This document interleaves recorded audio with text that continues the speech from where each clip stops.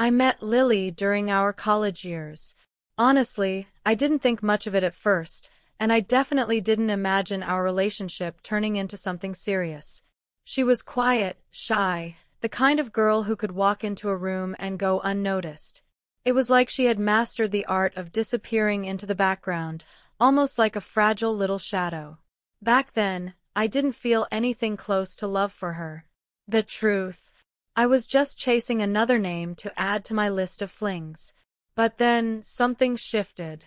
She began transforming.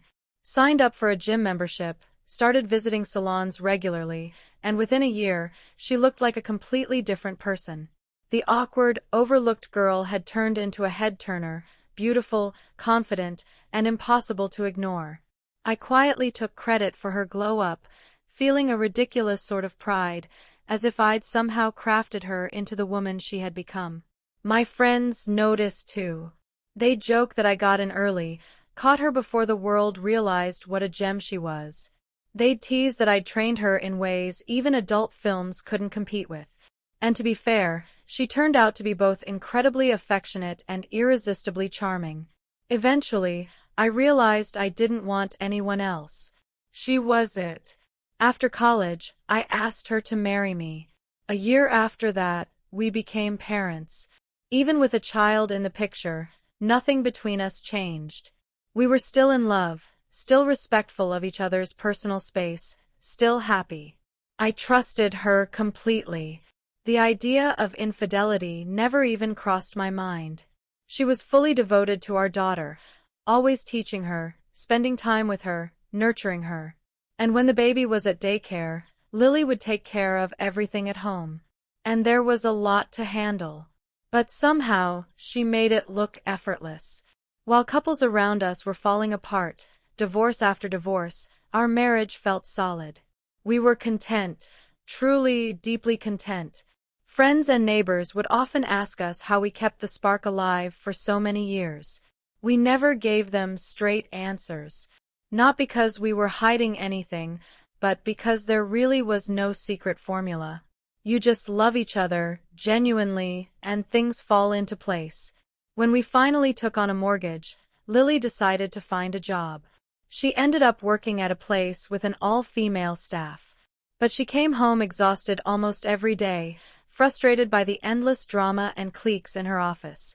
She'd call it a pit of snakes, half laughing, half serious.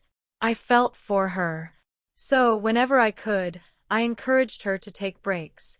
I'd send her and our daughter on little vacations, even if it meant being home alone for a while.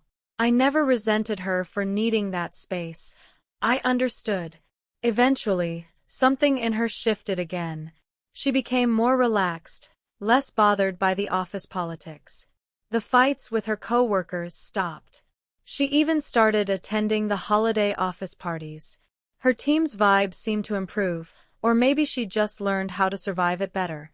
One day, close to New Year's, she mentioned another office gathering. I didn't think twice and told her to go and have a good time.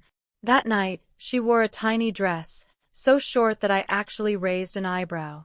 She just laughed and reminded me I was the one who'd picked it out when we were shopping. She looked incredible. Over the years, she had grown even more breathtaking. Her body had matured beautifully, and men noticed her everywhere she went. Still, her office was all women, so I didn't see any reason to ask her to change. Before she left that evening, I gave her a warm goodbye and told her I expected her back by 10 p.m. She promised she'd be home by then, but I decided to be generous and gave her an extra hour, told her she could enjoy herself until 11. I wanted her to have a good time. No pressure. Not long after she walked out the door, I helped our daughter with her homework while occasionally checking the clock. At exactly 10 o'clock, my phone rang.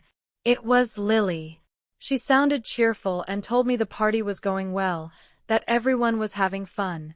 I was happy for her and casually reminded her she'd be home soon. But then 11 rolled around, and she still hadn't come back. That's when frustration started bubbling up inside me. Lily had never done this before. She'd never gone back on her word. This was the first time she had broken a promise. I kept calling her over and over, but there was no reply. Each time I got no answer, my worry turned to anger. Who was she with? Where exactly was this party happening? After putting our daughter to bed, I lay down but couldn't shut my mind off. My thoughts were racing, spiraling into worst-case scenarios. Hours later, my phone finally lit up again. It was her. But instead of apologizing, she scolded me for calling so many times. The moment I heard her speak, I knew she was drunk, completely wasted. And then I heard it, male voices in the background. My heart dropped and rage took over. I demanded she come home right away. But all she did was laugh, like it was some kind of joke. I was yelling into the phone so loudly it woke our daughter, who got frightened. I had to hang up just to calm things down, still hoping Lily would return soon. But she didn't. It wasn't until 5 a.m. that she called again, casually saying she was finally catching a ride home. I'd been sitting near the window all night, staring out into the dark, so half an hour later when I saw a sleek, expensive-looking car pull up, I was already on edge.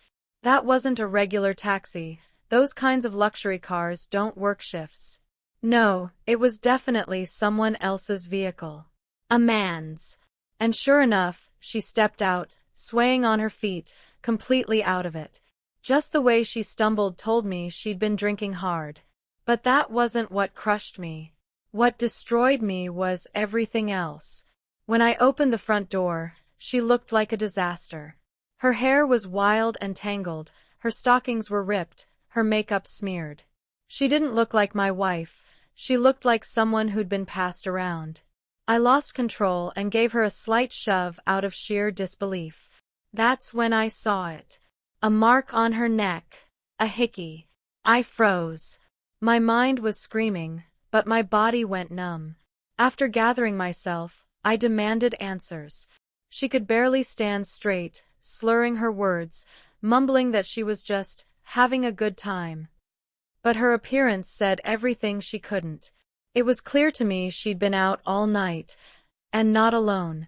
I didn't know how to process any of it.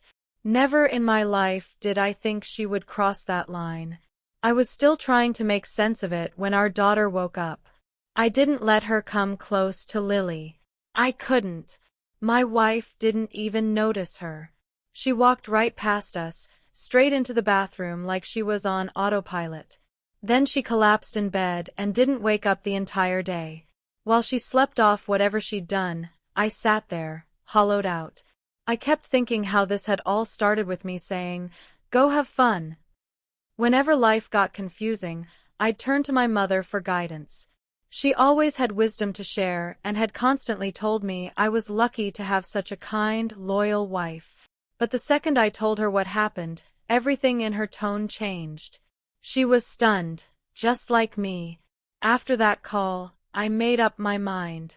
I couldn't stay with someone who had betrayed me so completely. Her cheating was undeniable. Later that day, I drove straight to the courthouse and began filing for divorce. When I got home, Lily was finally awake, nursing a hangover but trying her best to win me back. I didn't waste time. I asked her directly, had she cheated on me? She didn't deny it. She nodded, then fell to the floor, sobbing, begging me to forgive her. I stepped back like she was toxic. That woman on the floor? She wasn't my wife anymore. She knew exactly how much betrayal repulsed me. And yet, she chose to do it anyway. Her guilt was obvious, but all I felt was revulsion. I didn't want to hear a single excuse from her mouth.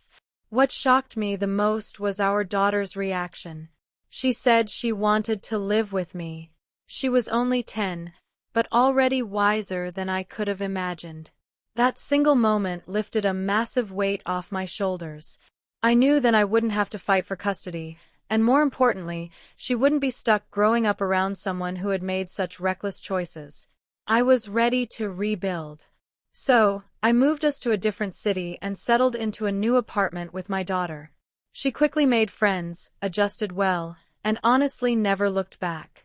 She didn't even seem to miss our old life. As for Lily, she bounced from one guy to the next, as if she'd embraced the chaos. Like she was determined to collect as many experiences as she could in bed. Maybe that's the road she always wanted to walk. If so, she's welcome to it. And that, my friends, is how it all played out. Thanks for taking the time to listen. If this story struck a chord with you, feel free to like, comment, and share. Take care of yourselves.